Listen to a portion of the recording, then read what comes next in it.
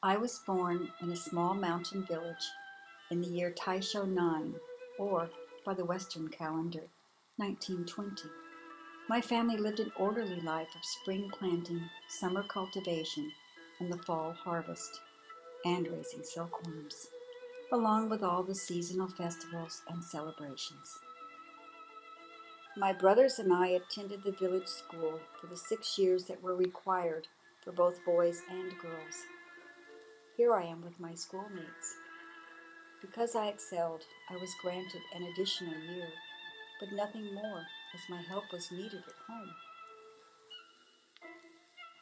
When the time came, my parents arranged a marriage for me with a prosperous family in a distant village, a family whose silkworms were raised in special barns and not up in the attic like at my parents' house.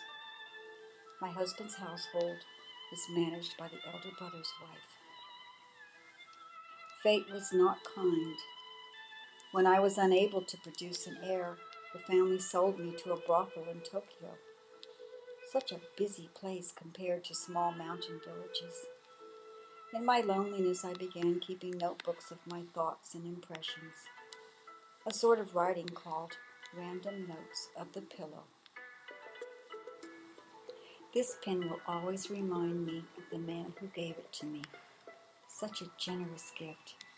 I had hoped the man's gesture meant that he would become my patron, but such things happen only in fairy tales. Instead, I was sold to a house in Nagasaki, far to the south. The company who owned the Nagasaki house then sent me, along with others, on the supply ship Irako to the government's South Sea Island colonies. During the long voyage, Kimiko and I became special friends and were fortunate to be sent to the same colony. I remember back to the day we arrived, the ship coming closer to what we thought was another large cloud on the horizon. Then the cloud lifted, and we could see towering peaks covered in vegetation so dark it seemed almost black. A most forbidding introduction to my new life. We were separated, me to the Hifumi and Kimiko to the Oichi. All the brothels were small and located in a certain area below the waterfront road. The Hifumi had only 5 rooms upstairs.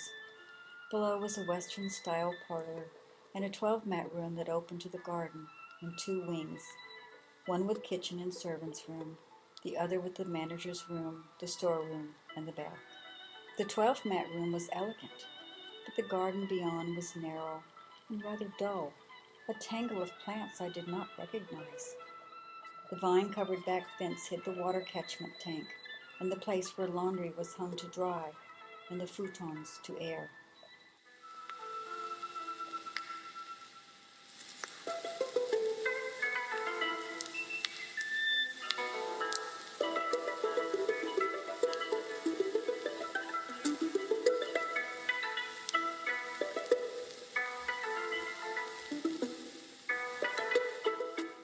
Sometimes, on quiet days, Kimiko and I would meet and walk to the end of Main Street to the agricultural station, the grandest building in the district center.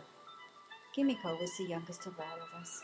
Like me, she came from the countryside and remembered the same childhood things, harvest festivals and capturing fireflies on summer nights. After the bombs came, we escaped from the district center and were taken in by the owner of a house on the river. And again, life changed.